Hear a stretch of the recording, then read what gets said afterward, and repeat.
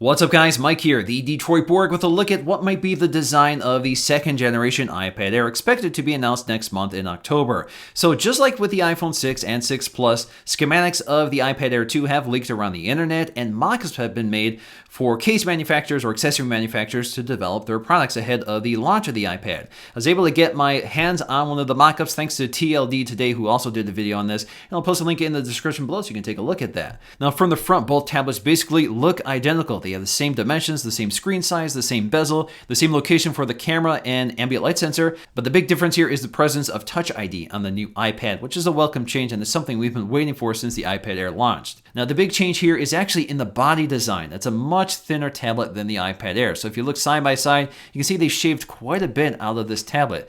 This is also thinner than the Galaxy Tab S 10.5 inch, which was previously one of the thinnest tablets on the market. You can also see this comes with some design changes. So for example, if you look near the lightning connector, the speakers have been redesigned and pick up the same design motif of the iPhone 6 and 6 Plus with a circular design instead of the micro drill holes from the original iPad Air.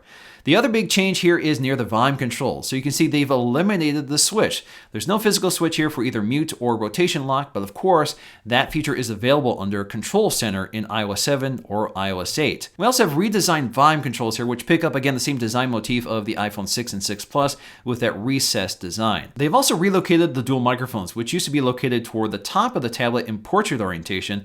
Now you'll find a microphone next to the camera module and another one on the left-hand side in the corner. Now the mockup also depicts something else between the volume controls. I'm not sure what this is. It could just be a variation in the manufacturing of the model, but it could also be a microphone or some other feature.